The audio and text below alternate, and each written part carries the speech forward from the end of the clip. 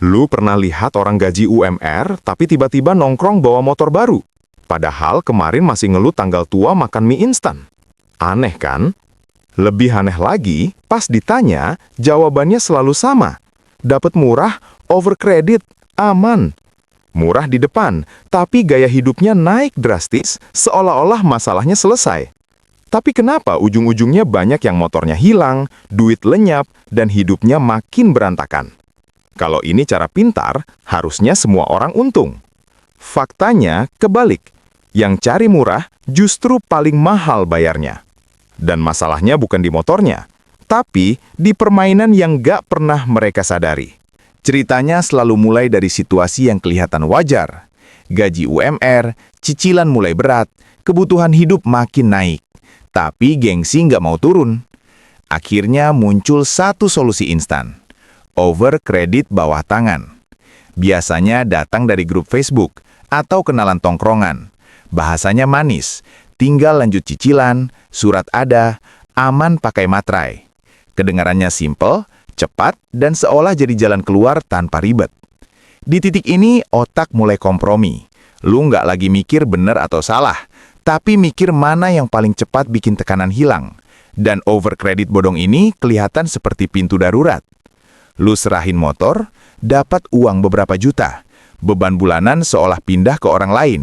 Dalam kepala lu, masalah selesai. Padahal kenyataannya, lu baru mulai masuk masalah yang lebih dalam. Twistnya di sini.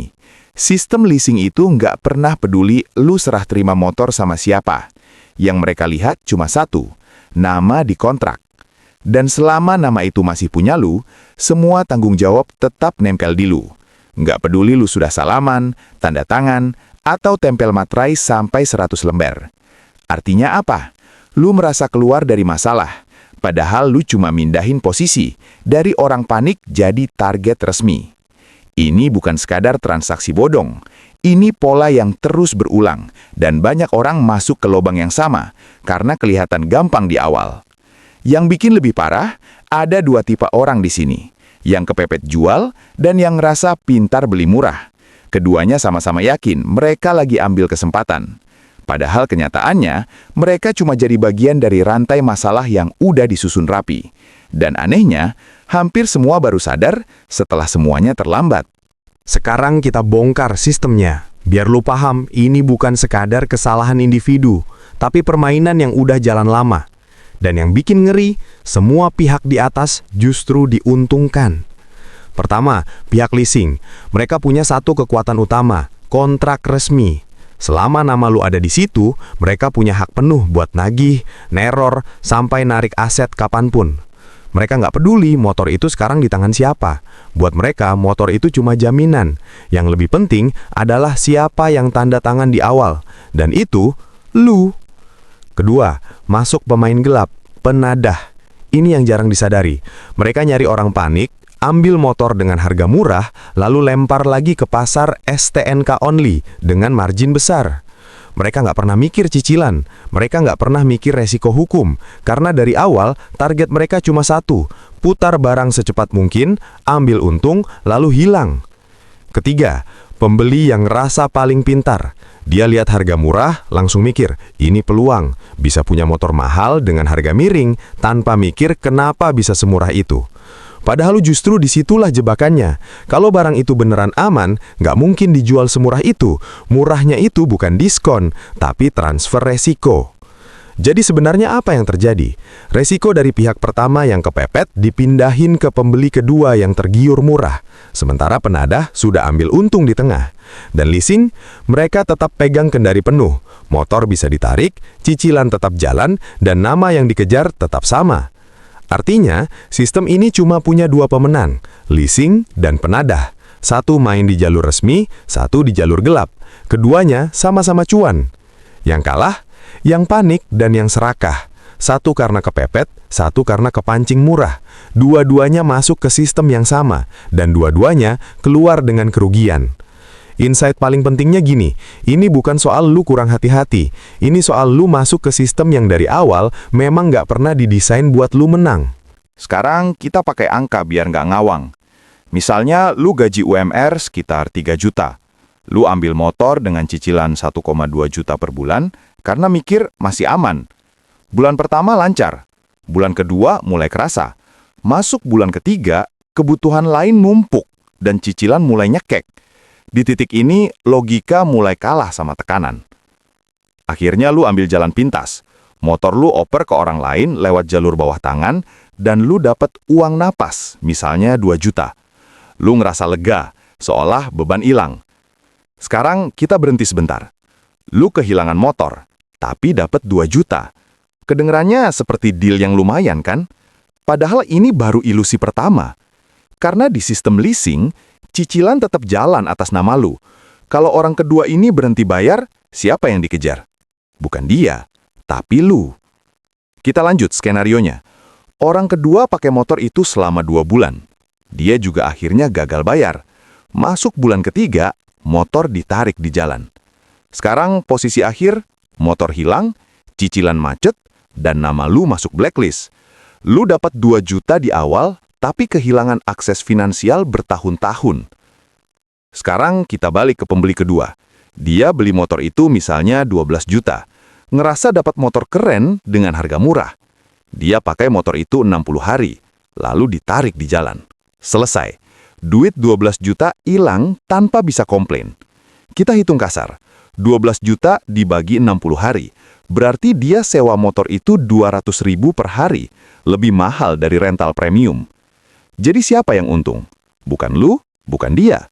Yang jual di tengah sudah pegang cash. Leasing tetap bisa tarik aset.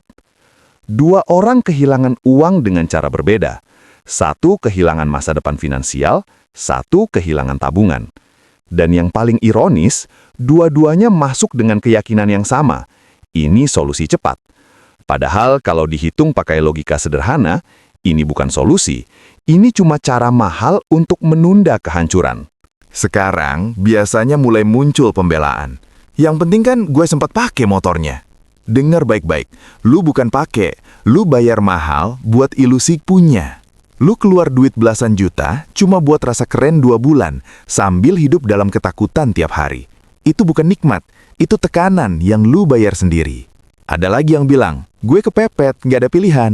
Salah, pilihan itu selalu ada, cuma lu nggak suka yang ribet dan butuh tanggung jawab. Lu lebih milih jalan cepat yang kelihatan enak di depan daripada jalan benar yang capek di awal tapi aman di belakang. Itu bukan kepepet, itu pola pikir instan. Ada juga yang sok pintar. Kalau ditarik, gue lawan. Lawan pakai apa? Secara hukum, posisi lu lemah dari awal karena lu sadar itu bukan transaksi resmi. Ini bukan film. Di lapangan, motor lu ditarik, lu nggak bisa ngapa-ngapain. Mau teriak juga percuma karena lu sendiri tahu status barang itu bermasalah.